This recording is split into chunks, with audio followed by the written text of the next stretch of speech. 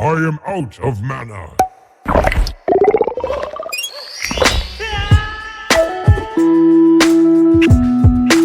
Forget the health potions. Bring me ale.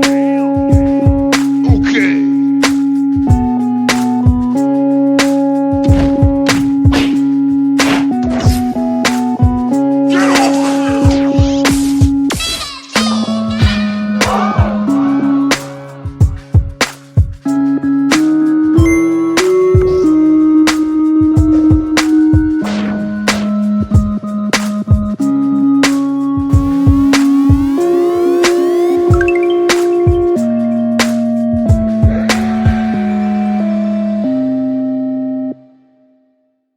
Coming to you from Noiseland Arcade, it's the Green Potion Podcast, but this week we're feeling a little yellow, and we're talking about The Simpsons. And here today I'm joined by my good friend Alan, of course. How are you doing today, man?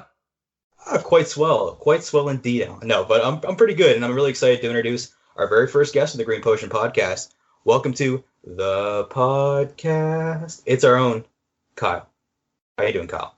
Hey, what's going on, guys? I'm excited to have Kyle here because we're all Simpsons fans, and we all like gaming, so I think this is right in our wheelhouse. Oh yeah, definitely. I mean, with the Simpsons franchise is already good enough in the sense it's already provided us a vast library of licensed Simpsons games, but at the same time, the Simpsons writers are actually pretty cool in the sense that they like to frequently insert video game references into the Simpsons throughout the show's history. They still do it in the modern episodes. Yeah, exactly. And my catchphrase on the podcast so far has been, I haven't really played that game. But luckily, most of the games covered, I have actually played, except for like the boxing one in the first episode. So I'm excited. What about you, Kyle? Oh, I'm excited to get into it, too. This should be fun. Revisiting a lot of the episodes, too. So it's been a while since I've jumped back into The Simpsons. So yeah, for sure. So we're doing it in chronological order. Alan, you want to start us off? Okay, so just for everyone listening, how I determined how an episode of The Simpsons was considered video game centric for the discussion of this podcast. The criteria is that either a video game was part of the A plot or the B plot of the episode, or video games played a pivotal plot, like they played a pivotal role in the episode that kicked off the rest of the story, and throughout the story they make references to the game. I wasn't going to view over 600 episodes of The Simpsons to find every video game-centric one, so I decided to pick what I deem to be the most video game-centric episodes, and arguably some of the best episodes of The Simpsons, in my opinion. Maybe one or two of them are. So we'll start off with Moaning Lisa. This was in Season 1, Episode 6. It was written by Al Jean and Mike Rice, came out February 1990. So the plot of this episode is that for the A plot, you have Lisa being depressed, having an existential crisis, and then for the B plot, we have Homer trying to beat Bart in a fighting video game called Super Slugfest. We'll get right into it. Yeah, Al Jean's credited as being like the heart of The Simpsons. He's really good at putting those heartfelt episodes. And when we found out, like when we realized we're talking about video games, I didn't think in my wildest dreams I'd get to talk about the first appearance of Bleeding Gums Murphy. But here we are. It's exciting. It's actually a pretty good episode in the sense that the video game, like the B plot, I thought it was, this was like obviously one of the first episodes that shows like the Bart and Homer dynamic. They're playing a game together. In regards to the game now, for one thing, in the game, Super Slugfest, I liked how the fighters resembled Bart and Homer. That was like a pretty neat feature. Yeah, I think that was definitely one of the better parts for sure. Oh, definitely. And it was kind of funny like how the background characters were like, in the game were like so poorly drawn. They're like these little faces, like how you'd see background characters in like a 90s or early 2000s sports game. So that was pretty funny. Yeah, I like the episode, and they looked like they were playing on like an Atari 2600, but it had like NES graphics too, because they had like the Atari controller with a joystick and the button, which is kind of cool. Yeah, it was definitely a throwback episode when it comes to video games. That's definitely for sure. And I think it was inspired by like Mike Tyson's Punch-Out. I can't think of what else at the time. I mean, it wasn't just some random boxing game. I got vibes from Punch-Out for sure. I did love how Homer just kind of divulges into this need to beat Bart in the video game, too, and it gets to the point where he's just being shunned by other parents at the arcades and things. And well, when I was watching the episode, I was like, it's kind of funny how Lisa's got like this like deep crisis of like, she's like super depressed and stuff. Meanwhile, Homer's just mad because he can't win a video game. But it actually is like a little bit deeper than that, because like it's like a point in the time where the son starts to be able to be better than the father. So it is a little bit deeper, but on the surface, it kind of looks like Homer's just like worrying about nothing. I think it's a testament to kind of those early days of The Simpsons where it's like even the small things, they'd get to some sort of a weird existential point. Like this is for Homer. He's like, I need to beat my boy, but he just can't do it, even if it's a stupid video game. So You can clearly tell how dated this episode is in the sense, like since it came out like 1990. I like how funny it is that Homer's in an arcade, and since he's an adult, it's like considered really taboo because he's often that stereotype. At least I think it was back then. It was like only kids played video games. So yeah, that's kind of what I mean. Like he's sitting there with the whole handful of quarters and. What would be cool? Sorry to interrupt, Kyle. What would have been cool is if the kid that Homer got to teach him how to play the game and beat Bart actually grew up to be the esports guy. It wouldn't have made sense in the timeline, but I would have liked it if he showed up in the LOL episode. That'd be pretty funny. Be a good callback. Yeah, well, Simpsons aren't known for referencing previous episodes in later seasons. Which, actually, considering it's this episode, it's one thing I totally forgot, because Bleeding Gums Murphy just kind of, I don't know, he slips through the cracks when it comes to characters I remember in The Simpsons. But if you look in Lisa's room, she's actually still got a picture of him to this day hanging on the wall. Yeah, this is actually the second time I've talked about Bleeding Gums Murphy in my short podcasting career too. It might just be because we share a last name, but no, I've always loved the character of Bleeding Gums Murphy, especially when he, spoiler alert, dies and they have him in like the cloud vision like Mufasa. I've always loved that. That's one of my favorite Simpsons things. Yeah, he's definitely a classic character. Mm-hmm. Yeah, I liked how the A and the B plot came together at the end, where there was like the finale where Homer and Bart are having like their long-awaited game, and then Lisa comes in, and Homer obviously doesn't care that she's happy now, and then just as he's about to do like the finishing move, bam, Yeah. the TV goes off. Classic. Now with the Switch, you don't have to worry about that. Mom would have to like smash your Switch basically to do that. Yeah, that's true. It's true. I was going to say, I bet they're going to do an episode with the Switch at some point that you can play it anywhere. Although they'll probably do that in 15 years from now with The Simpsons and their timely references as it gets older. We just need to have Bleeding Gums Murphy, the video game. Frankly, that's all I want. Oh my god, put that on the list with the Seinfeld SNES platformer as games that I want that'll never exist. So in regards to Super Slugfest, I mean, there was like another neat feature I found that I thought that was like a funny joke. It's like, when Homer's playing the games, like decapitated for the first time, and then the referee like just quickly counts to 10. Yeah, it was like a precursor to Mortal Kombat. Like I don't think Mortal Kombat was out at that point, but it was very much they're really into that cartoon violence in The Simpsons, and it was shown in in the game itself in Slugfest. Oh yeah, definitely. Yeah, that's where I was getting the idea. It was Mortal Kombat with the stupid animations, in the sense like I think when Homer died as well, his like character went into like a coffin. Yeah, I love that kind of stuff. Yeah, and you can clearly tell he's like haunted by this as well. He started having nightmares where he's like in the game and like Bart kills him. Yeah, I love when Lisa's depressed and like Homer punishes Bart. And he's like, well, you gotta stick with what you know. So he just like punishes Bart whenever Lisa's like, with Lisa. I love that. Thing I think this episode gave us was just Lisa being depressed and that great song you get from her. I like it. It's classic. There's a few Lisa early songs that are stuck in my head, and this was definitely one of them. Yeah, funny enough, this is actually, I believe, the first Lisa-centric episode of The Simpsons, and we all know Lisa-centric episodes they're not usually, very popular, but this is one of the rare ones I believe is actually, good. It has like a plot where it's not, oh, Lisa's just oh, look, I'm an adult, I'm smarter than my family, help me. It's heartfelt, but you could tell it's like a writer that's gone through this stuff. It's like no kid really is like feeling that left out and that depressed. Like, I don't think, it's obviously not like that. Lisa's super smart for her age, but it's like, wait till you have to work with stuff. It's like you guys were saying before. It's Al Jean who used to throw that heart and soul kind of into the show. And just that early, especially that first season, which is what was interesting to have the throwback with watching this one, is it's been so long since I've watched those ones. But you can really tell that like real 3-man dynamic with the first season and all the episodes there, I find, with the whole... I don't know. There's just a perfect balance, I feel, and especially with the whole heartfelt Lisa episode type things. There's that YouTube video get into the Al Jean type thing. That YouTube video I think we both watched that shows like the Bart joke with like the bike on the street and shows and breaks it down. They talk about that kind of stuff, and you can really see that element. I was bringing that up the other day. yeah, you can see that element in a lot of stuff where it's like The Simpsons, their jokes, it's like a rapid fire, it's like an auto rifle where it's just like, here, there's like three in like within like 15 seconds and it's going to pile up and we don't linger for 45 minutes like SNL does where they stretch it out for forever. And that's what's nice. And that's what made The Simpsons probably the most iconic animated show that's ever been. Oh, definitely. Well, it's iconic for a reason. I mean, it's some classic writing. It's the older episodes. They don't have me laughing out loud per se, but you just kind of taken back on like that was really well written. It's of true. Course. Yeah, it was a well written episode. I like the joke as well, where like Homer is like pretending to do his laundry, and he's like, trying to pretend to the cashier at the arcade. He's like, "Oh yeah, it's for my laundry." Yeah.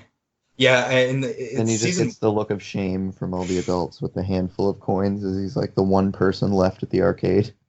Yeah, and it's season 1, so like it's a little bit slower. Like there's a lot more heart and stuff, but The Simpsons is still kind of like finding its way. It's its first time. Like I know they had the Tracy Ullman show where they've had like a couple years, but they're still kind of finding their feet, and it shows. So it's a little slower, and the character models are weird. That old school Homer voice where he's like, "Just boy, we're going," and like let's get some doesn't frosty quite sound chocolate like milkshakes. Homer yet, but yeah, it was a good episode. It was a good episode. I enjoyed one it. of the best of the early episodes. One of the best of the first season for sure. I'd say so. And I like how they have Pac Rat 2 in the arcade instead of Pac-Man. That was nice. Oh, I didn't notice that reference in the background. It was in the background, wasn't it? Yeah, that's why. There's a lot of things I guess they're quick that you'll have to pause if you're going to see them. But my favorite joke in this whole thing, just thinking about it makes me laugh, is there's a part where Lisa's Bleeding Gums is teaching Lisa some stuff. It's like, oh, play that for me, like play low B or whatever. I don't get at me, music snobs. But anyway, so she plays it and he goes, very nice. I once ruptured myself doing that. Yeah, I do remember that. That one's good. Yeah, I love that. The idea of just rupturing yourself, getting too into like jazz is fantastic. Maybe that's why he ends up in the hospital. No, I think it's because maybe gingivitis or something, but who knows? So yeah, moving on. The next episode we're going to be talking about is Marge Be Not Proud. It aired December 1995. This is in season 7, episode 11. This is, in my opinion, one of the best episodes of The Simpsons overall. It is a very feelsy episode, and it kind of like reminds you. I guess it's like a good episode in the sense that it's like a good mother-son dynamic. It makes you want to treat your mom better. That's how good an episode it is. Oh yeah, it is in the sense that you can really see the shame in Bart when he has let Marge down, and like she doesn't care. Like she's like, oh, I've coddled him for too long. I'll treat him like an older boy now, and you can see how Bart is like really depressed. He's not getting this attention that he's not getting tucked in and stuff. It's so sad. Yeah, it's that definite mother-son dynamic where he's just like he wants to be an older kid and he wants to do all this stuff, but at the same time, when the consequences hit him, he's like, no, bring back the comfort. I don't want to do any of this stuff. Like, it's a Christmas episode too, and I think it's one of my favorite Christmas episodes too, by extension. Definitely one of the saddest Christmas episodes ever written, especially when Bart has to build his snowman of old, dirty, brown snow from underneath the car tires. I love that. That's one of my favorites. It immediately falls apart, and it's incredibly depressing, and you just you feel for him. You really do. Even when they just say like, Bart, there's still some snow under the car, and then you just hear it like plop under the car. You just hear it like come out. Yeah, it plops out, and he's just like, okay, well, I'm gonna do it because damn it, I'm gonna be part of this Christmas. Yeah, he's still like trying to act like everything's okay and put a Band-Aid on the wound there and just kind of see if it'll heal. But no, he's got to do something, a grand gesture, which we see later on. But even though this is a feelsy episode, it also is a pretty funny episode. There were a lot of good jokes I liked. There were a few that really, really did get me. Oh yeah, like Bart smoking. Yeah, Milhouse in this episode is amazing. Thrill Ho is a douche in this episode. Get it, Thrill Ho, because that's his name. He wants to be Thrill House in Bone Storm. I love that. Thrill House, and it just says Thrill Ho. Milhouse is great in these episodes. One that really did get me is at the beginning when Bart goes to take the game and he sees that spoiled kid in front of him, and the kid is just getting everything that he wants, and he's like, "Buy two. I don't want to share with my sister," or something like that. Yeah, and then when he gets caught And- shoplifting, the mom is Yeah. like, "Oh, you don't want to turn out like and that he's kid." just like the worst kid ever. And Bart just looks at him and goes, "That must be the happiest kid in the world." Yeah, it's a case I of don't know dramatic why, irony. it gets me. It's just like, he's spoiled and he's gonna grow up to be like the worst thing ever. But Yeah, I've got in my notes that this is the era of The Simpsons where it's essentially perfect. Like I wouldn't change a single thing. no, it's pretty perfect writing. I mean, everything comes around again at the end of the episode, and I don't know. It's that golden era of The Simpsons for sure, I think. Of course, what we're all here for is the ultimate game I think that's ever been presented, the ultimate fictional video game, Bone Storm, which is like a parody of Mortal Kombat. It's Bone Storm. It has the best trailer with that 90s Santa Claus flying in, and then he like launches the cartridge into the SNES with like a rocket launcher. Bazooka. Yeah. And it straight up like breaks the console as it goes in. Yeah. So tell your folks, buy me Bone Storm or go to hell. I love it. I love it. Yeah, shove this up your stocking. Yeah, it's the most 90s thing to ever 90s. It's fantastic. What I really did like about this episode is that the security guard was played by a famous actor, Lawrence Tierney. He was in Reservoir Dogs, for playing major mob roles.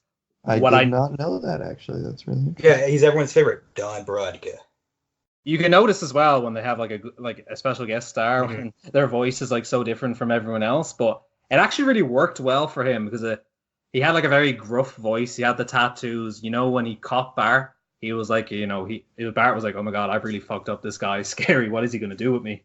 Fancy that, an actor just playing a random character, not themselves in the show. It's almost like that works better. Huh. But what I did like before that, when he gets caught, is like that when Bart is like deliberating about whether he should steal the game, you have like that thought moments where you have like the characters like trying to goad him into stealing it. Where you have Cameos like Mario, galore, yeah. Yeah, you have like Mario, and then you have Luigi. And what I really liked is the where Donkey Kong's like, "It's the company's fault for making you want it so much." Yeah. And then basically Sonic comes out after smoking a bowl of God knows what, and just I can't even remember what he says, but buy it, or is it gotta buy it? It's basically like gotta go fast, except gotta buy it. Just out of curiosity, Bone Storm, it's based on Mortal Kombat, right? Because I don't play Mortal Kombat. I think it has to Yeah, be. they had two characters that look like palette swabs of Goro with the forearms. So yeah, it's definitely Mortal Kombat. Like there's no other way it's any other game than that. Because there was like two fighting games at this point in time, basically, and it wasn't Street Fighter. We're talking about the violent one. And yeah, I think Bone Storm is probably my favorite game that they've come up with in The Simpsons. I love it. I think it's like perfect for that era, and it is like what guys would be playing at that point in time and still are today. It's like Mortal Kombat's still going, like however long ago it is, like 24 years later. So, Just the concept of Bone Storm. Like there's so many people dying that bones are just everywhere. They're flying Yeah. It's a storm of bones.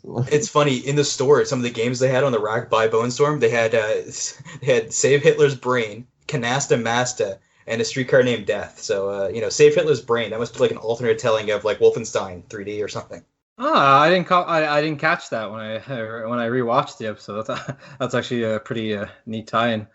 What I did notice is that when Bart is when he revisits the shopping mall, when they're getting their photo again, you can really tell how intense it is because every time Bart's trying to dodge the security guard, it plays like that dramatic music, like duh duh. Yeah, I love it how they have like he like falls in that chair and it's like a huge sale on like folding chairs for like $10 and they have like all the lights flashing on him, pointing at him. It's those kind of gags that you don't see anymore. They're just like perfect sight gags for like 2 seconds and they're gone. And it's genius, but like they don't linger on it. It's great. I think my favorite moment out of the whole episode was when the security guard takes Bart back to the office and he shows him the video on shoplifting.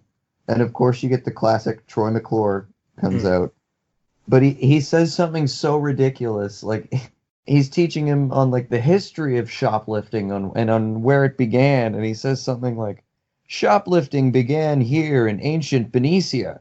Thieves would lift the shops for their sweet, sweet olives. And like, yeah, it's pretty like stupid. A guy lifting a whole tent, grabbing a handful of olives.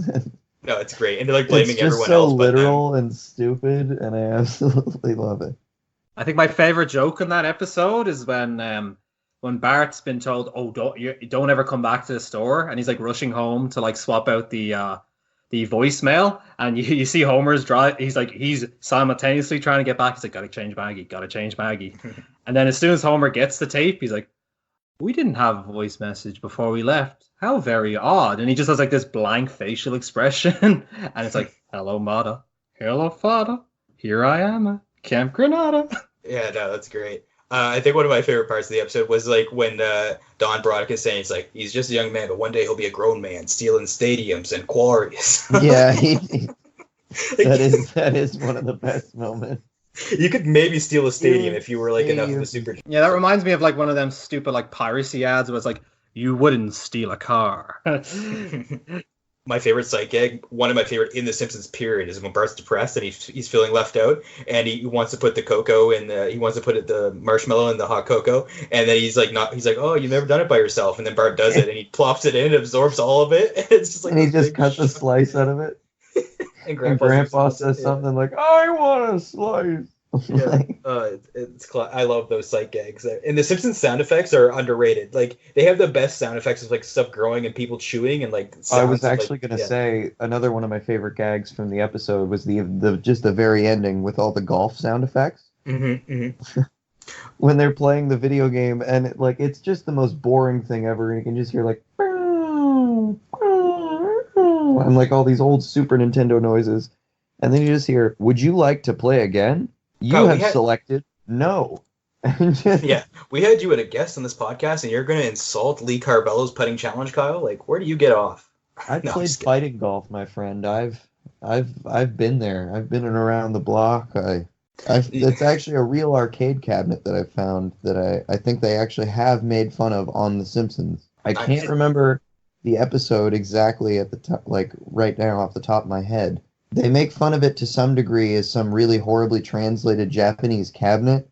And from what I understand, it comes from this actual cabinet, which is called Fighting Golf. Yeah, I looked it up too. It's actually Lee Trevino's Fighting Golf. Because when I was doing the research for this episode and I was rewatching it, I was like, okay, I know Lee Carvalho. Is he a real golfer? So I looked into it.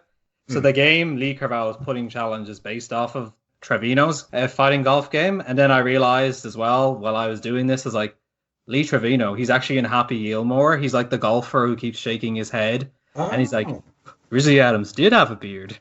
Oh, okay, there you go. Me and my friends stumbled upon an arcade cabinet in this truck full of old arcade cabinets. And we just saw one called Fighting Golf, and we couldn't get over how ridiculous it sounded. Just, what do you hit people with clubs? Is it a game of golf that's just aggressive? You fight the golf. You fight golf itself, and you could also do like bumper cars with the carts there, the golf carts as well. There's a lot of stuff. It's like a whole universe. You can make a whole movie out of this. If we're getting a Tetris trilogy, why not fighting golf? Exactly. Yeah. No. Great episode overall, though. I definitely love it. One of my favorites. This episode, it kind of reminded me a bit of the episode where Bart sells his soul. It's just basically telling the story of Bart being a leper, like feeling left out. And it's not entirely similar, and I love that they both exist, but I just noticed there's a little bit of similarity there. Yeah, what I really liked about the episode is that throughout The Simpsons, you often see Bart get into trouble and then he just gets attention and he moves on. This is like one of the very rare episodes where Bart actually has to deal with the consequences of what he's done. It's actually affected other people. His mother particularly, so it was good to see Bart actually have to deal with, like, even though he really wasn't punished, he lost his mother's respect, so it was arguably, in my opinion, a worse punishment. So that was good writing, I think. Yeah, we've all been there as kids, when you get to the point where your mother's just disappointed and it's way worse. Like, some more than others. Yeah, and Marge was like silent. What I found funny was like when Homer's giving out to Bart, he like switches between like shouting. He's like, I didn't bring you to all them police academy movies for you to do this. I didn't hear anyone else laughing, did you? And then he cuts out to, at the end, something like, stay out of my booze. And he says something like, well, except we were all laughing at that Michael Winslow fellow or something like that. With the sound effects, yeah, and he did the sound effects. I like that he treats Police Academy like it's like a documentary film. Yeah. If we're going to talk about our favorite moments, I think my favorite moment in this episode, or the funniest to me, is when Bart's really trying to get Bones in the beginning, and then Homer just goes, when I was your age, I really wanted an electric football game, and then my parents got it for me, and that was the happiest day of my life. Basically saying, like, what you want right now? All I needed was to get it, and all my problems were solved. And all my problems were solved, and that was it. Yeah, like the worst dad advice. Yeah, Homer always like gives bad advice where he's like, there's like an episode where he's talking about how his dad wouldn't let him to go see Itchy and Scratchy, and he apparently like complained and then passed out and whacked his head, and then Bart's like, what is the point of this story, Dad? I like stories. This is like Homer in this situation. At least he's trying to help. Like he thinks he's helping, and the other stuff he's just like. As the Simpsons goes on later in the seasons and stuff, it's like he doesn't care. He's just a jerk. It's just jerk ass Homer, as they say in that video. I mean, it's not wrong. You know what was funny as well about Homer in that episode is like when Marge and Homer in like bed afterwards, after finding out like Bart was grounded, like Homer's in bed with Sirius like a notepad, I think, and he's like, okay, these are the rules. He's not allowed to leave the house, even for school, and no stealing for 3 months. Yeah, it's gold. Like seasons like 4 through 10 ish. Like some people think it goes downhill around 9 or 10. I mean, flawless. I'd watch them any day of the week and never get tired of them. What I really liked as well, like at the end, where you think Bart is like he's like think that he stole something again, and Marge is like, you can't hide. I spend 23 hours a day here, and then Homer has like that little fence, and he's like, go get him, Ma. He goes, get him, Ma. That's one of my favorites too. That really did get me. He puts up like the little baby fence. Like I like how like when she gets like the portrait photo of Bart, and she like hangs it up above the fireplace, and then the photo frame like readjusts itself horizontally. That was really neat. I like that. Touches that are nice, you know. It was touching, even knowing where this episode was going. I've seen this episode a ton of times. It still, hits me right in the feels when you see like Bart just like she thinks he stole. Like, no, I actually did something like really good this time. I didn't steal. I actually got you a heartfelt gift, and he fixes things by showing he cares. It's nice. Yeah, and another joke I liked as well when Bart's trying to rent the game, like he's trying to find ways to find the game, and then he goes to the comic book store because it's like 99 cents. Yeah, comic book guy's like, oh. You want to buy this game for 99 cents? Oh, that means I have a net loss of $59.99. Please take my money. I didn't know they rented games okay. to people at the comic book shop. That's kind of cool that they rent games to people. That's interesting. New business venture for the comic book guy. You know what I realized as well at the end of the episode where Marge buys like the golf game for Bart, and she's like, oh, the clerk said this was like the best game ever. I was like, I feel like comic book guy just conned Marge and like gave him the last copy of that game. Or that's a nice touch. I never considered that, but no, that's cool. I like that. Yeah, you know, comic book guy is like a sleazy guy. He'd probably do that. Well, Marge probably did what my mom does. He was like, make sure there's no violence now in these games. Like, well, the only one that doesn't have violence is the putting challenge. So here's you that. need the most popular game with no violence. Yeah, and friendship. Well, that narrows the margin, but yeah, margin, pun intended. Yeah. The comic book guy would be that sleazy guy that take advantage of like oblivious video game mothers. But I can't really think of anything I disliked in the episode. What about you? Is there anything you disliked about it? Not really. This is just one of my favorite episodes of The Simpsons overall. No, it was good. Yeah, I can't think of any like flaws. It was just a very perfect, story. It didn't drag. It was full of nice jokes. It was full of like feelsy moments that a lot of viewers will feel empathetic towards their mother. So yeah, to me it was a perfect episode of The Simpsons. Well, I think it's a decent segue into at least some of the next episodes, because at least watching some of the more recent ones, the jokes are still there, but you can just tell the episodes don't necessarily flow as well. Like I remember when this one ended, it was like, oh my god, it's over. This feels like it's only been 15 minutes or something, but. Yeah, and they're longer. The older ones are longer and they feel shorter, and vice versa for the other ones. Yeah, but I've noticed as well that like when we bring up our other like video game centric episodes of The Simpsons, I've noticed that like a lot of them, they're always like the parent-child dynamic. So it's always like Marge Bart or like Homer Bart. So yeah, that's what I've noticed. They're always family like themed episodes as well. I think this one technically involved the game the least, because at least the playing of the actual game. Like, we don't see a lot of gameplay. We see them wanting to go play it until Milhouse gets into the ball in the cup or whatever. That's where Family Guy got it for their later jokes on it. But it's nice. The game is very much just like a centerpiece for the story to happen around. Mm-hmm. Yeah, so moving on to the next episode in our chronological list. The next episode will be Marge Gamer. This aired in April 22nd, 2007. It's season 18, episode 17. It was written by J. Stewart Burns. They were a writer on Futurama. They wrote the Roswell That Ends Well episode, and they wrote the Mars University episode.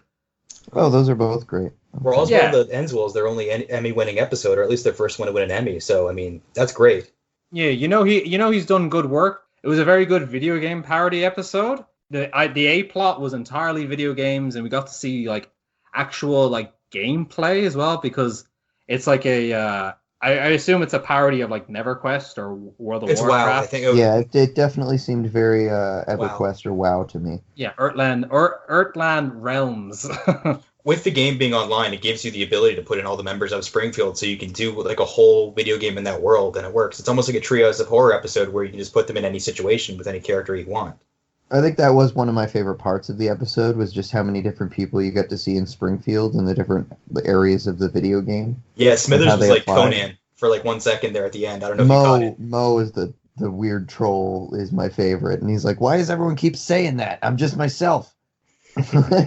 They did that in like a previous like Halloween Treehouse of Horror episode where it was like, I think it was like the Dr. Moriarty Island where they all turn into animals. You always notice Wiggum is always a pig.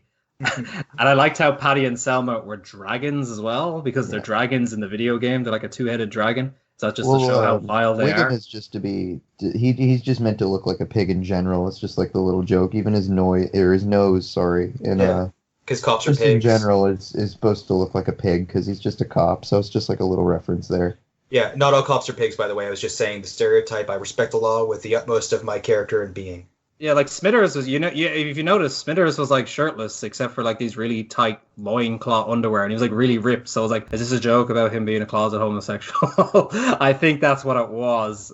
Skinner was like a weird lizard turkey thing. It was great. Yeah, what does he say? He says something like he was looking for another website or something like that. I can't remember. Oh my god. No, the Mr. Burns one is my favorite, where they show him as a praying mantis, and he goes, "Is this the New York Post online?" That's what I'm thinking of. No, it was a Wall Street Journal. Wall Street Journal, yeah. I love that joke. Like, you're so lost on the internet that you made like an online game account and like create a character just to try to find a website. There were a few that I thought was there were pretty good even at the starting of the episode, just like little references to video games in the real world. Like, I think someone was playing a video game and they ended up lagging, and their character was like walking into a wall, and then it pans behind them, and Grandpa's just doing the same thing by himself just because he's old. I liked that they had the when Marge is looking for, and before the game pops up, she gets a pop up for it's like a dating site, and it just says the Confederate flag and a KKK hood, and he's like single and racist. Yeah. I always liked like how in The Simpsons they have like these jokes. It's like where they're on like newspapers, or it's like they're going to an event and it's like titled something, but you don't really notice. That was pretty funny. Another thing that I thought was funny as well is like when Marge is like, she's getting the computer for the first time because she didn't have her email address, and she's like, oh my god, I can look at the weather? I never have to look at the window again.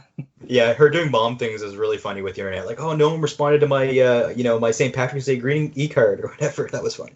Yeah, it reminded me of my own mother was a bit late to the computer scene, so like watching Marge be like fascinated how to use a computer.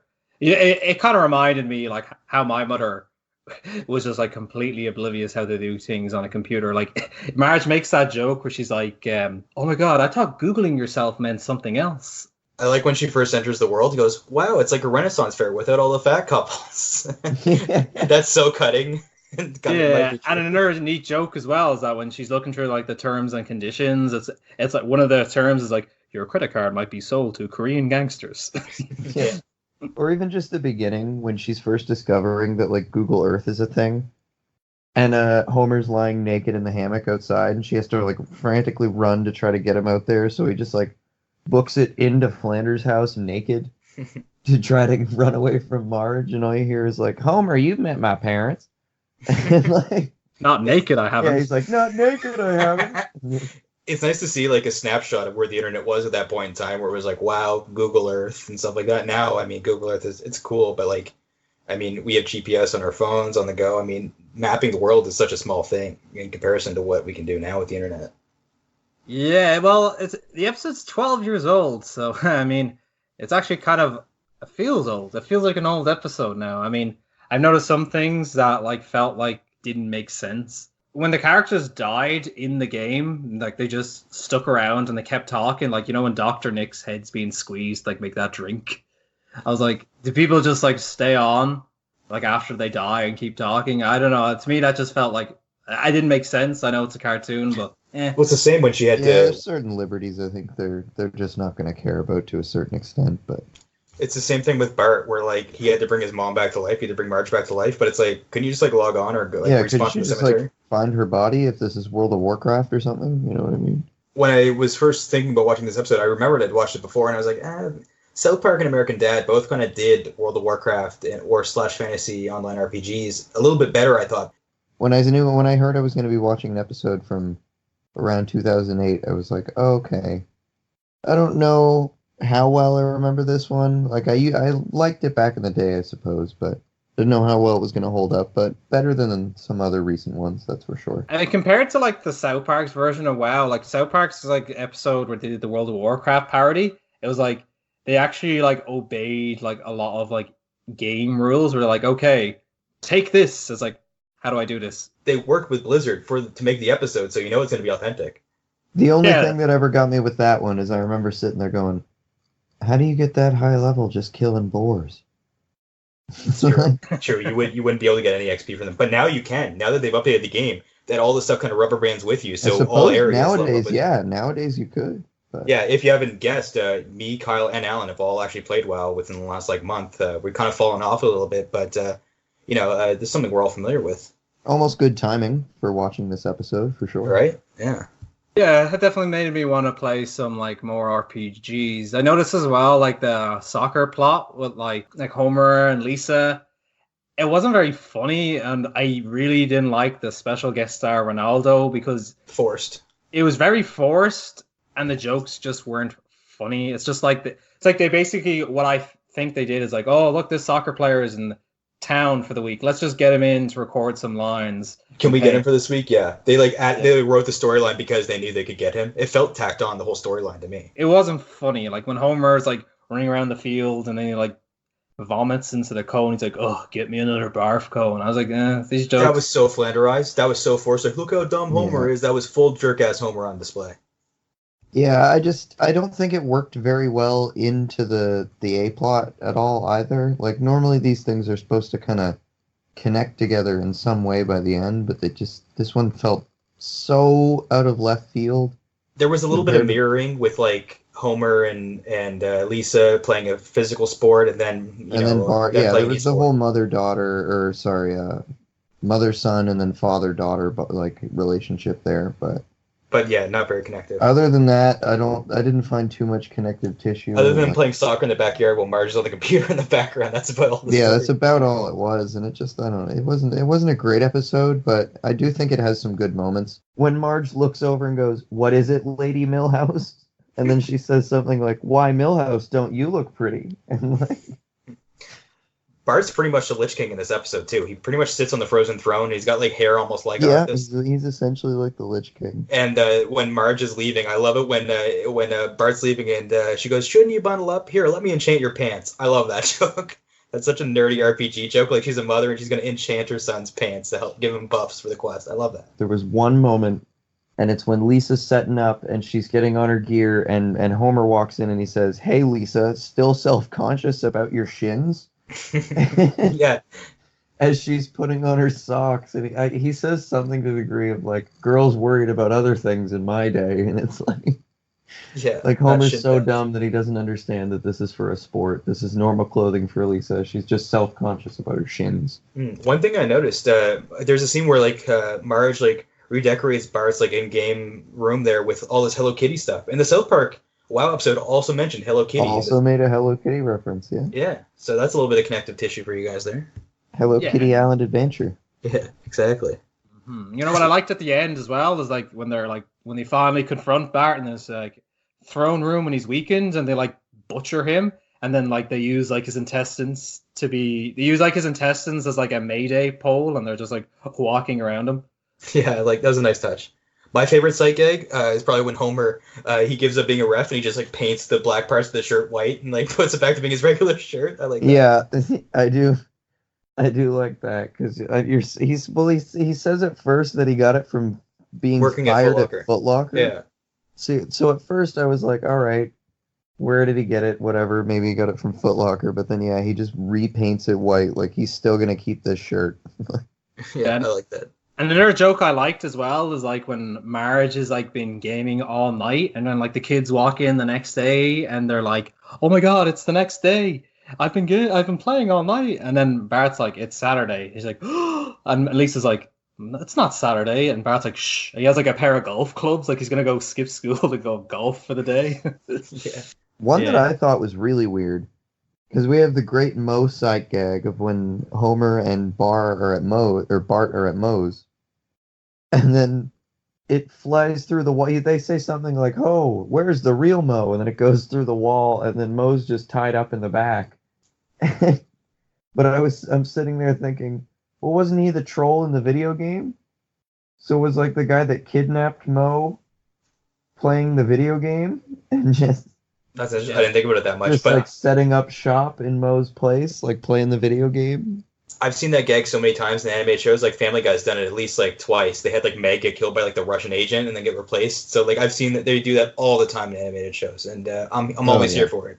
It was mainly just the aspect of like, was the dude who kidnapped Moe just like chilling and playing this game online in the bar and like that? Like, was that his main goal? I'm confused. Or they probably just stole his account. Maybe that's why they kidnapped him, was to sell his WoW account. You never know. Yeah, it was like them gags where like, it was like them gags in The Simpsons where like Moe has obviously some sort of shady business going on in the back room of stealing his, like, whales. bar. The Or, like- pandas are Yeah. always one of my favorites. Well, one thing that I really wish they had used more in this episode, because it's you could say like a nerdy geek episode, was like we didn't really see much a comic book guy in this episode. He just had like one line at the end. He's like, "We'll steal his experience points" or something. I wish they'd used more of him in this episode. I like the line of when someone's like, "Oh, he beat me to death with my health bar." That was a nice touch as well. Yeah, I mean, you know what I liked about this episode is like it didn't really rely on a lot of like gaming slang, like which we'll mention later on, like the esports episode. This episode was like understandable to like nearly everyone. Like I feel like in this episode, like anyone could enjoy it. There was no like obscure gaming terms that not a lot of people knew and that you needed to know to Anyone understand the can hop jokes. in. It was all right enough of an episode in that regard, I think, for sure. Do you guys know what Marge Gamer is a play on? Like what that means? Because I'm trying to think of like what gaming term that rhymes with there's supposed to be a play on words of. Marge Gamer. No, I think that The Simpsons, whoever does like the titles for the episodes, just runs out of ideas. I mean, I don't know how many episodes have been done as a pun on Moaning Lisa. Or Doe. There's got to be at least 25 episodes of parody of Doe. Or Exactly. like referencing. I just think that was kind of lazy. Like for instance, the esports episode called "E My Shorts." I think that's at least creative. Yeah. When you have over like 600 episodes, I think you just run out of like creativity. Two of the episodes like Bart gets an F and like Lisa gets an A or something like that, or Bart gets an A, Lisa gets an F, vice versa. Like they're simple titles. Yeah, it's true. Yeah, but this one just the title sucked. But to me, did I like this episode? Yeah, I liked the episode. I liked the video game references. I liked how you actually see a lot of the video game in action. It actually takes you into the world of the video game, not like what they did in the esports episode. So yeah, I enjoyed it. Did they even really resolve it though? Like Marge didn't even really like stop playing esport or playing the WoW parody. So it's kind of like that's what I hate about these episodes. Is just these later episodes they just ended like, oh, who cares? It's just a comedy show. You'll be back next week. It'll be back to normal. Who cares if anything gets resolved? Yeah, it's just like a plot of the week, It's resolved by the end, and then they never reference it again. Again, as I said earlier in the podcast, The Simpsons are not known for like a large amount of callbacks in their episodes. Each episode is just like a filler episode. They never reference the events of that episode again. That's how I feel. Yeah, so this was like in 2007, and for me, this is where Simpsons really enters the dead zone. Is like after this period where it's just like I can't really stand it. Like I like 16 and 15, like those seasons around 2003, 2004. But I feel like around 2006, 2007, it really starts to get long in the tooth. Yeah, for me, it's like this episode we're talking about now. It aired before the movie. To me, in regards to how I feel about The Simpsons overall, it's like I can get enjoyment from watching anything like up until the movie. Then after the movie, I'm like, man, like I just don't care. It's like with the next episode we're gonna move on to now. It will be the Pokemon Go episode, looking for Mr. Goodbart. It aired April 2017. It was written by Carolyn O'Mine, I think. I hope I'm saying that right. She wrote episodes such as Sweet and Sour Marge, which was the Sugar Bound episode, and Little Big Mom, which was like the leprosy, and then one of the Treehouse of Horrors with the killer dolphins. So That's a favorite of mine. it looks like this writer's been there since like maybe 2000s. So this episode, to me, it felt like it arrived too late after the Pokemon Go hype had like died down. Like I understand Simpsons episodes take like 9 months, but like this was an episode that came out roughly, by the looks of it, 10 or 9 months after the Pokemon Go, phenomenon had like died down from what it was in like July 2016. So I mean, again, it felt like it was trying to capitalize on a hype that just wasn't really there anymore. Like Comic Book Guy just makes a joke in the episode. I think that's a reference to this. It's like, ugh, this game used to be bigger than Jesus. Yeah, but like it's like Pokemon Go may have died off a little bit, but they still have like the Ghostbusters same version, which is basically like a game where they turn the whole world into a map. And the Harry Potter one came out like last week, so I do think that some of these storylines are still relevant. And I actually like appreciate this episode more than I thought I would. Yeah, I mean, to me, Pokemon Go, when it came out in July 2016 or June 2016, to me that was like the most peaceful 2 months in the history of like humanity. There was just everyone going outside, walking around, catching Pokemon, going to bars with Pokestops. It probably caused economic growth. Yeah, that's the closest we've came to world peace in our time. Yeah, I agree. So, but this episode, it was like it had some funny jokes. I liked the joke where like they're catching Pokemon and then they arrive at like Frank Grimes' grave and then Homer catches one and he dances on it. I'm like, oh, this is nice shout out to Yeah, Grimy. that was one of my favorite moments for sure. Just I don't know if you that guys they took the time to animate that. I don't know if you guys caught this, but in that same graveyard, whose grave we saw? None other than Bleeding Gums Murphy. So there you go, full circle. I didn't catch that. I liked as well. Like everyone else, just like took turns like catching the Pokemon on Frank Grimes' grave. Yeah, that was great. I think this is actually the 600th episode as well, because they did like the whole intro and then did it like a Big Bang Theory intro parody, and then they showed them going all the way from 1 to 600. So if it's not the 600th episode, they picked a really weird time to include that intro. So I'm pretty sure. Yeah, I was thinking that when I watched it, because I was just sitting there like, are they just trying to pad it out for runtime, or like why so long an intro? No, that intro was actually even more unnecessary now because it was actually the 616th episode of the Simpsons show. So yeah, I mean that big bang opening, I think that he just added that in because the episode was like running too short, and I know it's in the Simpsons. That's what I mean. I think they might be trying to pad it out for runtime and just extend it with old footage of the Simpsons from like the Tracy Ullman show. I think that was. Yeah, they did that too because it was like the 30th anniversary of that Rockabye Baby Tracy Ullman clip, which was nice, but it also feels like let's just cram in everything we can to not do regular intro or to pad out time. Yeah, in The Simpsons, anytime the episode's running short, they always like drag out the couch gag. So at the start of the episode as well, I noticed they do that trope where Bart's like, "Yep, that's me. You're wondering how I got here," and then it just goes into like how he became like this nice guy. I was like, ugh, I didn't like that. Yeah, correct. Now correct me on that. Do they ever like fully bring that home at the end? I don't think so. I don't even think they bring it home at the end. I don't remember it. I think they just like have that beginning joke where he has the monologue, but I don't think they've resolved that. Well, no, he's telling the story to Grandpa actually, so I think that's the whole thing. So I'll give him the pass on that one. I like that in the intro there at the beginning when they have Chalmers is like he texts Skinner, he just says Skinner in like text form. Yeah. And of course, like now, like the dynamic between like Skinner and Chalmers has entered like meme godhood with the with the steamed hams of it all.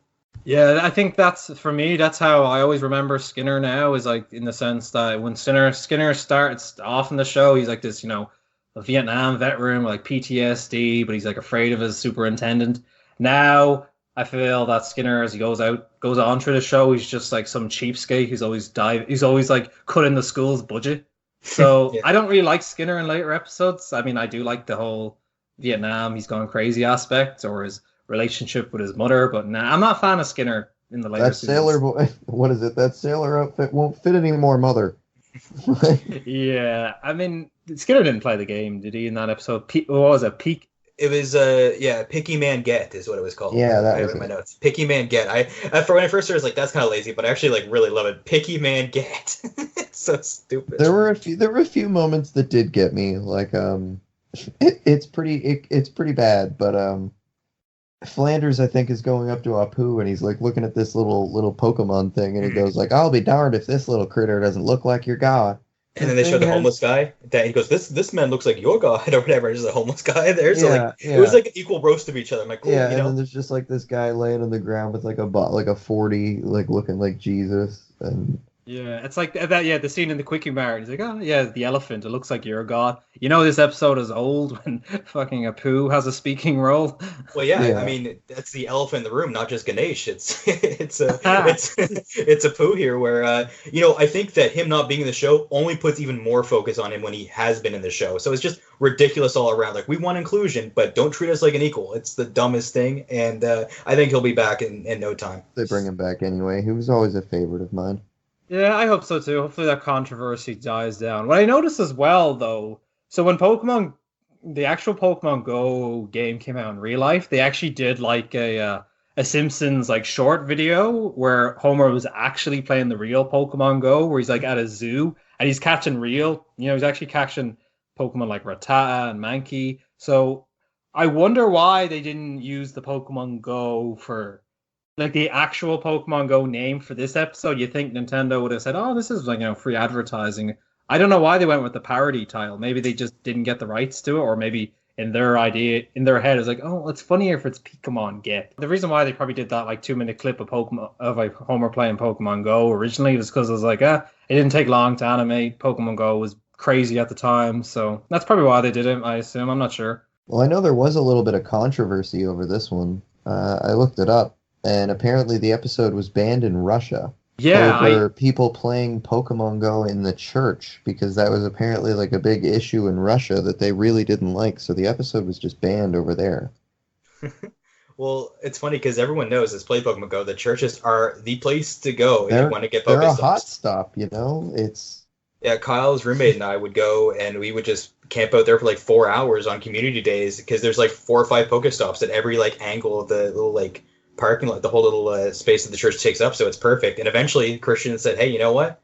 I'll make my own Pokemon Go with apostles and saviors instead of blackjack and hookers," and they did.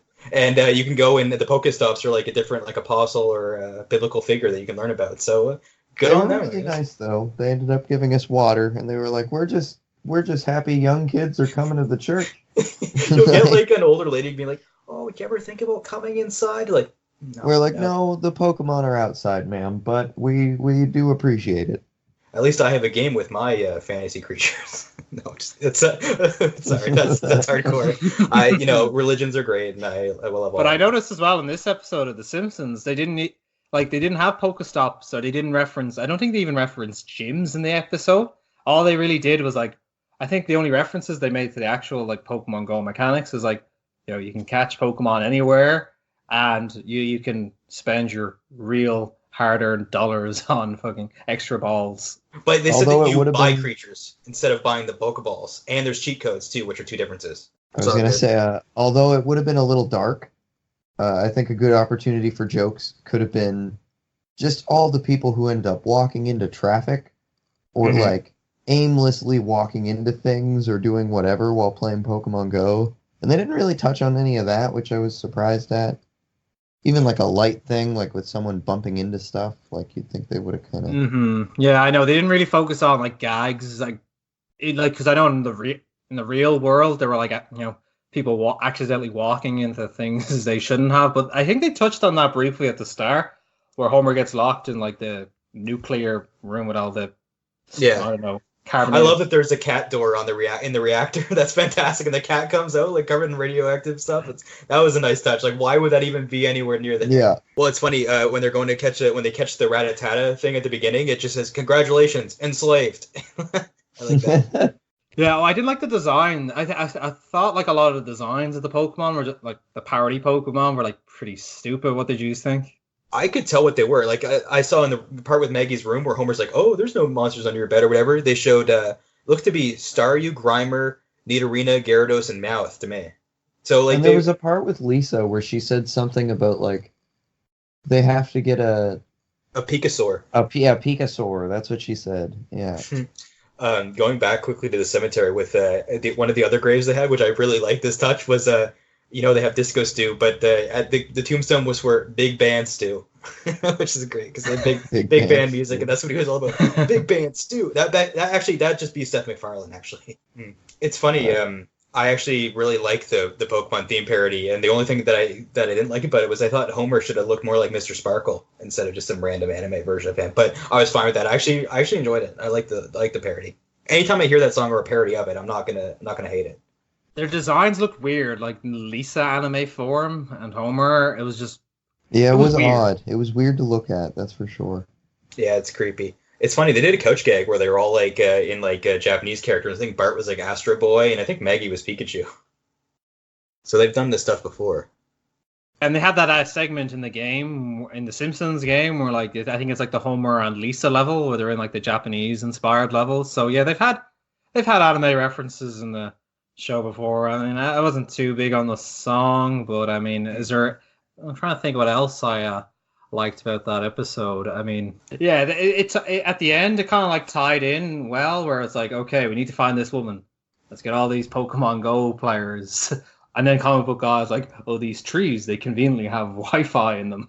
Yeah, that part had me like, nice way of bring it together, wrapping up a little plot hole. But well, it's funny, Kyle, you were talking about the danger element, how they didn't touch on that. But Bart has a line, I'm pretty sure it's Bart, where he goes, "The game was fine. Reality is dangerous."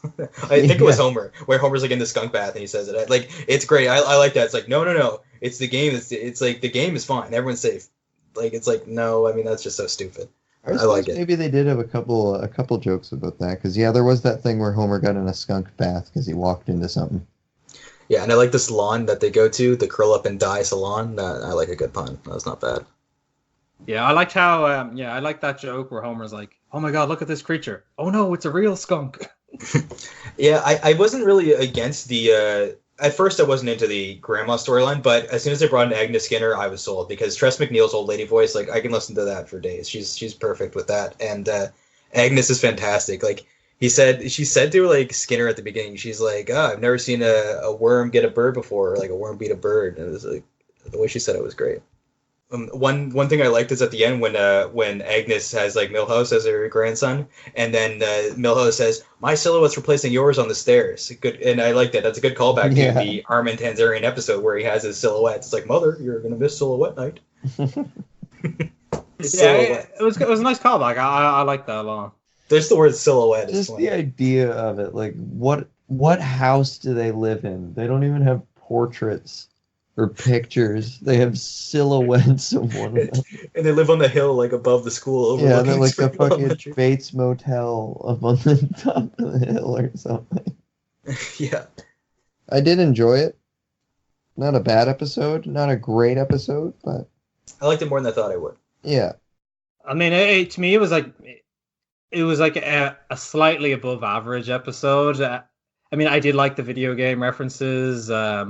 I did like when Bart was like, he was out in the nature and then he like lost that fight with like a praying mantis. A lot of the jokes were funny. It was better than the esports episode, which we can move on to next. It's the titular My Sports, which was mentioned before. I actually watched this episode the night it aired.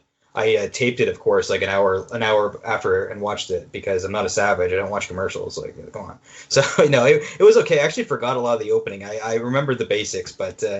Yeah, the My Sports episode, to me, it felt like a very, very bad, shallow, corporate 20-minute advertisement for, like, League of Legends. And I don't know why.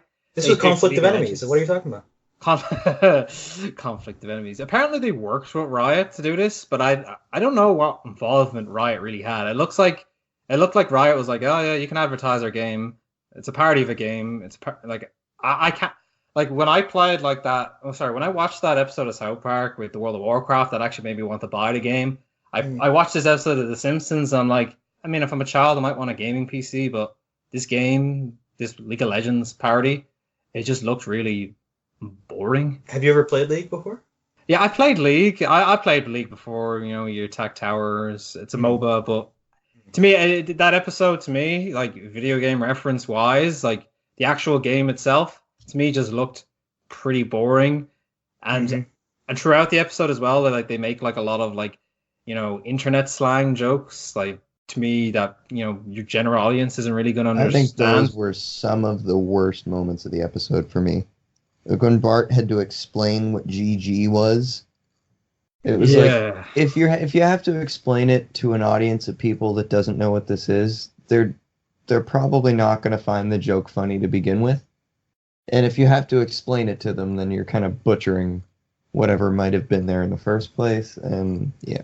Not to mention, I didn't like those moments at all when they tried to get really modern and the thing is though, with the slang and stuff. No, when you can do esports, it's cool to do esports, but I think they should have done Overwatch instead, or even Fortnite is now, you know, taken out that realm where, you know, battle royale games in general. So I think that Overwatch would have been better because League hasn't been relevant for like 3 or 4 years. Like I think that game peaked in like 2013. It might be popular in other parts of the world, but like I think their place on the global stage is long in the past. And even like Dota 2, I think people play that more than League.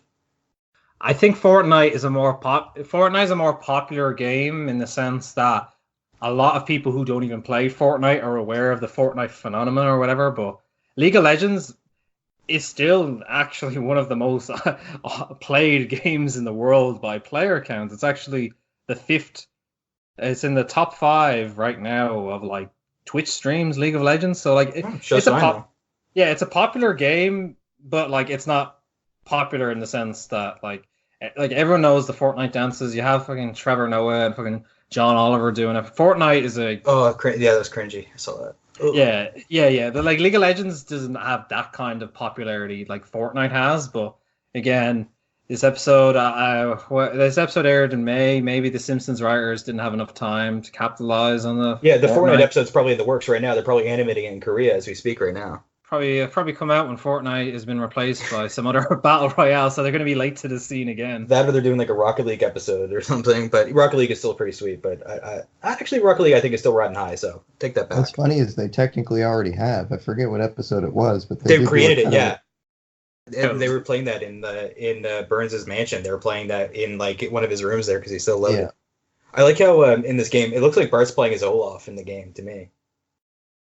Is it? Yeah, I didn't really. You know, that's the thing. I didn't really care about the character designs either. Like, I think when I watched that episode like the other day for the first time, I think I only laughed, or at least I chuckled at least twice. There's only one of the moments I think is when they're up against like the Canadian team and they think they're about to win. And they have like a barrel of maple syrup, and it's like slowly coming out. It's kind of like a baseball team. Gatorade. He goes, "It's coming, Gordy." I love that. Yeah, calls him Gordy. That did make me laugh. Yeah, that's my favorite part of the episode by far. Like, there's nothing close. My favorite jokes that really did get me, and I don't know why it made me laugh, but there's a point where Lisa just like storms off, and she goes, "I'm going to the basement to get my happy diary," and I don't know why that got me. Just like, this is what, I don't know. Like, Lisa's just this sad and depressed all the time. The last time I've seen my happy diary is when I put it in the basement. It's funny, Bart playing, he was playing League in the shower. Kyle, you might know what I'm about to say, but our mutual friend, Ben, Alan's roommate, who I co-host the Redenbacher with, check that out. He told us he would actually play his PSP in the shower. He would like put it under like a plastic bag and like would play it. Literally the same thing Bart did. Yeah. So I mean, gamers will do this. At least like 1 in 6 will be desperate enough to do this. And there is a moment where it's pretty out there, and it basically just got me because of how ridiculous it is. But there's a moment where they show Nelson in his room gaming, And he just has a poster in the background Nuke that's the like a Whales. game called Nuke the Whales or Whale Nuker. That's a throwback, something. though. That's not a game. Like, he had that with Lisa when Lisa came over to his place and he was playing, like, the guitar for it and stuff. They had Nuke the Whales. Oh, did he? Yeah, Okay. Lisa even mentioned, like, Nuke the Whales or whatever. Yeah. Yeah. Like, yeah, That so one got me. So even if that's a callback to an older, like, better joke at another time, then it's like, yeah. But that one, it caught me off guard. I was like, that's ridiculous. But I still love I love how when they're like dreaming about what they want to win and like Nilsson's ideal prize is like a door for his bedroom. yeah. That kind of stuff is good. But that's like, two among like 300 jokes there, And there was a super cheap one that got me at the end. I found the plot really weird at the ending where they mixed in the whole like going to Seoul for the game And then the Zen. things with like the Buddhist. Yeah, the Zen treatment and Like- blowing away the stuff, yeah. Yeah, I did like how there was a moment where I liked how everyone looked at Homer and they just thought he was like the reincarnation of Buddha or something. That was funny for like half a second. But then they kept Yeah. going a little bit too far with it, and they had stuff where he was like meditating, but then he was just in the elevator, and like some of the jokes were okay, but they were just kind of like, get back to what the episode's actually about, I guess. It just It felt felt like it rushed. took a weird detour that it didn't need to take. I agree. Yeah, Homer ruining like the esports tournament by accidentally like plugging out the power when he was in like his Zen phase. Yeah, that was like a very poor way of tying in the A and the B plot. I noticed something else. It came out of just very left field, I suppose. Like it was like 15 minutes into the episode, they started doing this weird plot. Yeah, and had Ken Jeong, Mr. Senor They Chang wasted him. voiced- They wasted him. Yeah, he voiced one of the monks. Yeah, and I remember they were advertising, don't miss Ken Jeong on The Simpsons. And of course, it's don't miss because he's there for 2 seconds. Like, what a waste. And the gamer stereotype as well, where it's like, where's Bart? And he's up in his room and he has like a mustache. And I'm like, to me, that was just like a very stupid. They could have done like a better video game stereotype. They could have just had like Bart with like cheese puffs or like some sort of weird colored energy drink. But Well, no, they just went with the mustache. I was like, South Park did it better. We know they did. And what bothered me most about that scene is when Homer like basically bought him the gaming rig. He's like, yeah, I need an advanced gaming rig. It's like, what, to play League of Legends? I could play that on my microwave. Like, come on. yeah, and I noticed as well in the the scene where they're in like they're in the bathroom and Bart's having the bath. Is that like, did they do that on purpose because they know that the meme where where Bart breaks the chair over Homer, it was like, oh, we'll do a nod back now because this is like an ongoing meme, but we'll like switch their places. I doubt that, but now I really want Homer to smash the laptop on Bart when he's in the bathtub. That'd be funny. But yeah, because I noticed as well in like another episode in the later seasons where like Homer is like talking to Lisa on his phone, and then he sends like that GIF where he's like walking into the hedges. Yeah, so it's like the Simpsons becoming self-aware of memes, and that's why they had that scene in the bathroom. I don't know, maybe that was it. One thing I wanted to mention, it was nice to see Krusty's daughter again. I think her name is Sophie. Don't quote me on that. It was weird though. I don't think she's still voiced by Drew Barrymore. I think it's someone else. She had a good joke where she was like, she said something along the lines I'll like, be the most famous girl gamer ever. Yeah, if I win, and even if I lose, and it's like, haha, that's actually a funny joke. You know, referencing how like, hey, if you're a woman, you're more successful on Twitch. I liked it. That was a funny joke. No, that was a solid one. But I didn't like that tie-in with the A and the B plot. And Was it even a B plot? Like, what was the B plot? Like, Lisa just wanted to go to South Korea, like halfway through the episode, right? And she went to like the Buddha temple. Yeah, I think that was probably the B plot. And I was like, this is the B plot. That's like 2 segments.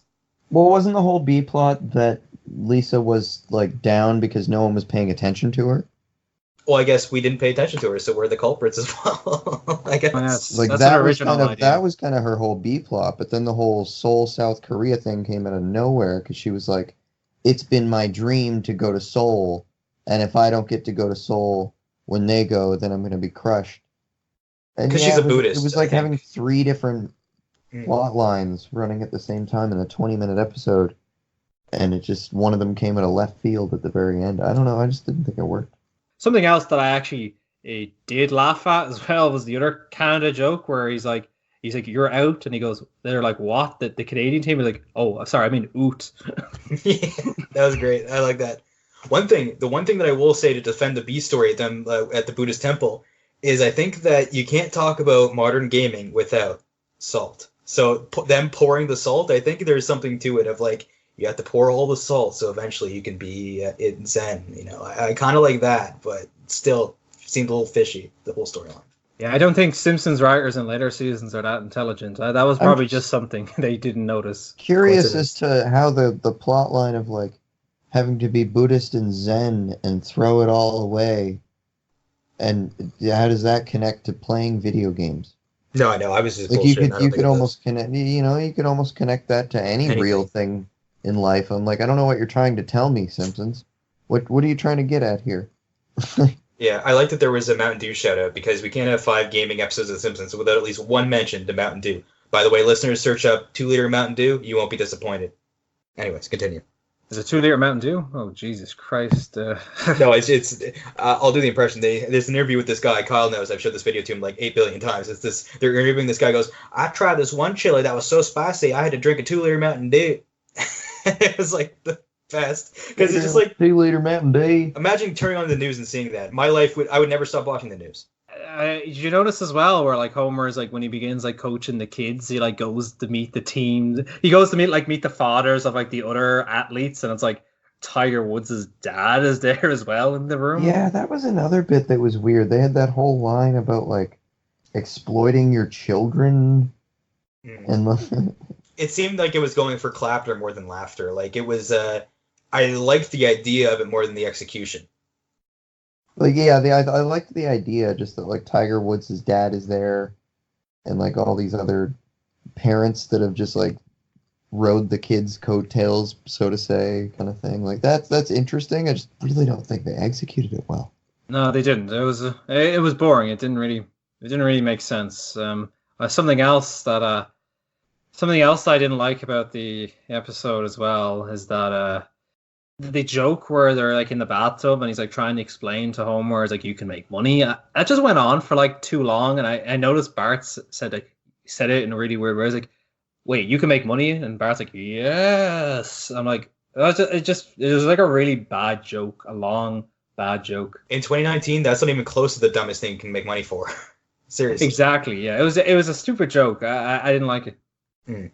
One thing that I liked that I thought was at least a nice touch is when Homer like cuts the power to the tournament, that the game when it shuts off, you get like Pac-Man sounds and they show Pong as well, which is nice to the OGs. Yeah, I'm gonna say out of the whim, I did not. That was a bad episode. I personally did not enjoy it. Yeah, it was definitely probably the weakest episode. I don't think there's really any debating it. I think that if I were to rank the episodes, it would pretty much go in order, except I would switch the first 2 we talked about. Well, for me, if I were to rank, if I was going to say my favorite episode out of them all, would obviously be the Marge Be Not Proud episode, the Bone Storm, the shoplifting one. For me as well. But like in terms of like which one had like the best video game references or like the best way of like parodying video games, I think it's going to be the Marge Gamer episode. That to me was full of that was like. I don't know. They implemented the game very well into the plot, and it wasn't complicated. Like how they didn't have to explain like how the game was played. It worked very well. That for me definitely did the job better, a lot more than this episode did. That's for sure. Oh, definitely. Yeah, this game doesn't even like Conflict of Heroes. I can't imagine a lot of people are gonna watch this episode, and then be in the shower later and like, I should go buy League of Legends now and go play it. It's free. There's no buying it. Buying or whatever. Yeah, I'm gonna go download this game. This Simpsons episode made me really want to play it. I don't think anyone's gonna get that feeling from this episode. No, I agree with you there. It was too late to the party. You could have done any other game for esports and it would have been more relevant than League. To me, at least. The League I don't think is popular. Like Donkey doesn't play it, so that's my gauge. Oh, I don't watch Donkey. I only watch like a few of his Smash Bros videos. My friend Jack showed me him before. He's pretty funny. But yeah, I can't think of. Well, I mean, I don't really watch a lot of streamers. Is there any streamer that's playing League right now that's like gigantically big? Well, I mean, like you said, Alan, it's still popular on Twitch. I'm sure they still have a big player base, but you definitely could have hit the mark a lot better on games that are more popular at the moment. And I don't know how many people watching The Simpsons are gonna like fully be into the whole culture of it. I'm not sure though. I really couldn't tell.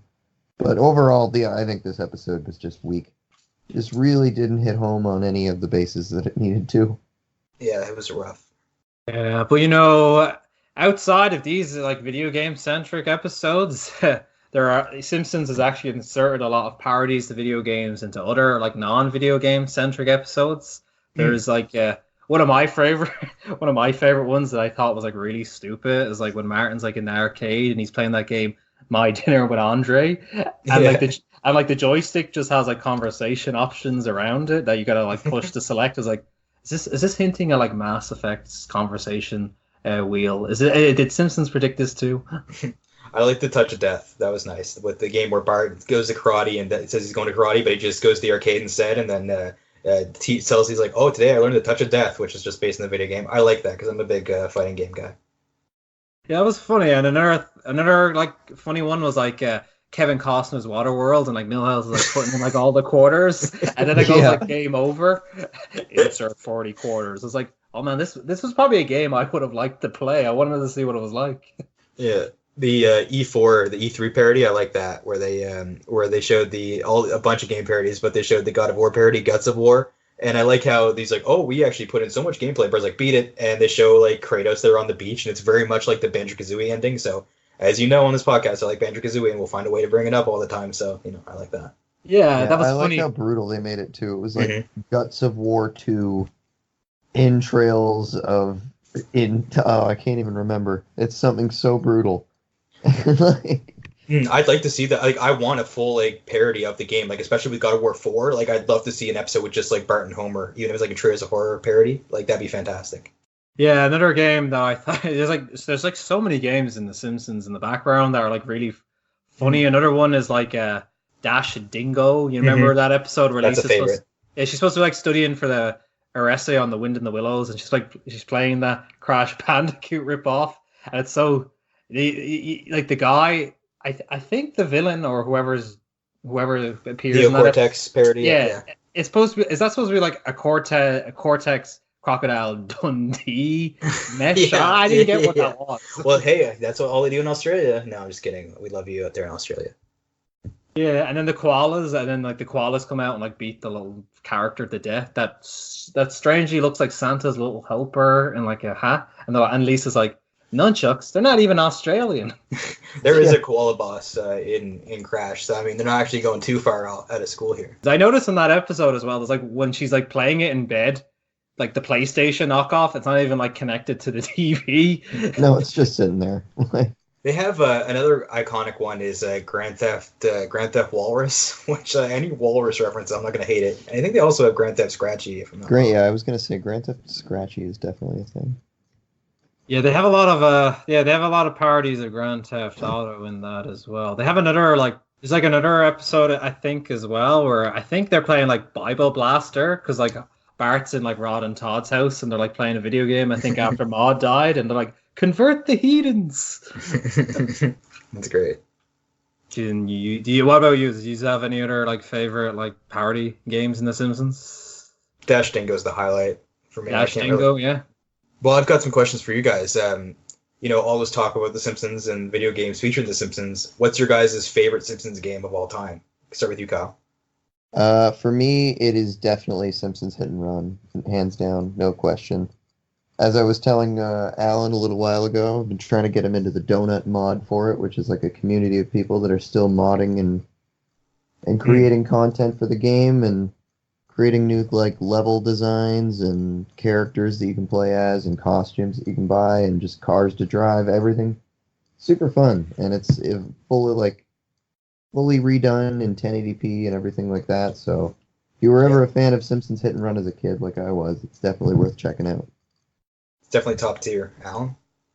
My favorite Simpsons game of all time probably be the Simpsons game because it has like so many parodies of like already existing game franchises. I like the Medal of Honor segments with like Homer and Bart, and then there's like the segment where it's like fantasy RPG. Homer has to slay like the Patty and Selma dragon, and Yeah, that's one of that to me. That's one of the best Simpsons games right now. As I said in one of the previous podcasts, I have no way to play it without emulating it. So I'm disappointed. The writers at E3 didn't announce another game. So oh well. Yeah, I've tried playing that one recently myself, and it's expensive to pick up a hard copy too. Yeah, I love the look of that game. The cel shaded look really works well with The Simpsons. Yeah, But it what does. about you, Matt? Any picks for My yourself? favorite, I'm going old school. It's the Konami arcade game. I think that's probably my favorite arcade game ever. I've just got it's mostly nostalgic, but I just love the levels in it. It was like based on just like the first or second season. Like when Marge gets electrocuted in that game, you even see like the two bunny ears, which originally they intended to have just Yeah, bunny they ears intended under to be that like as an ending of the reference. season. Or Yeah. something Yeah, like so I just like that. I'm pretty sure like Smithers is still black in that as well. So I don't know. It's iconic. Like at the end of the level, you have to puff up your a balloon and you fly away in a balloon shaped like your head. Like it's just very iconic and it's just a great like classic beat 'em up and it's up there. Any of these No, three it's games. definitely those are probably the three best Simpsons games. It's true, but Yeah, you can't go wrong with either of those three. Oh, no one likes Simpsons wrestling. that was oh awful. boy, did I try that as a kid. That and Simpsons skateboarding, and those just don't work well. Yeah, the PS1 had a rough go of it.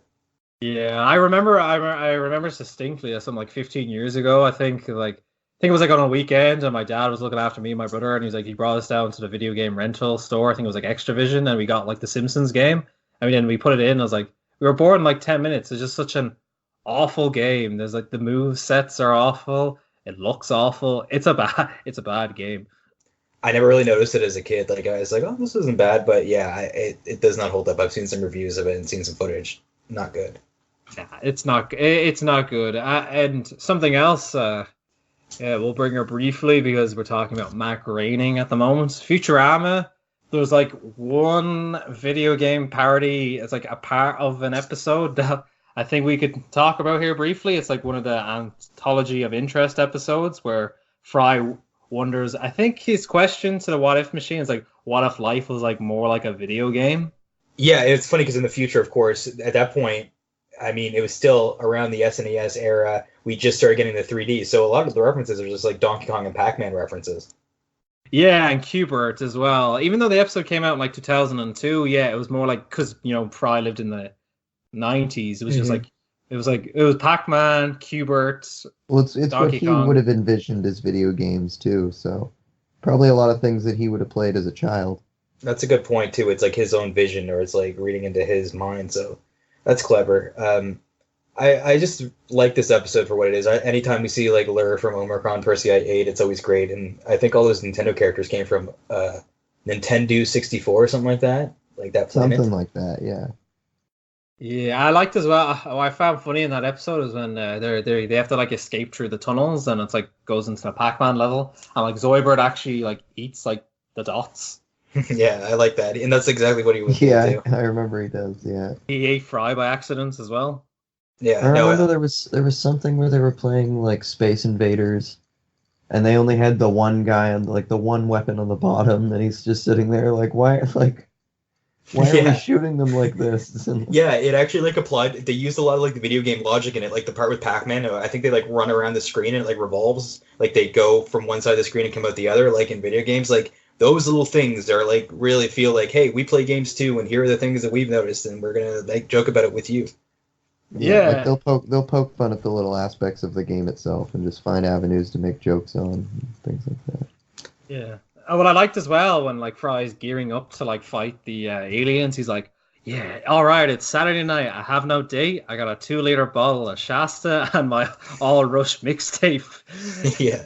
I didn't get the reference. Because when I watched that episode originally, I'd never heard of Shasta before because I don't think we have our own brand of cream soda. Do you know what Shasta is?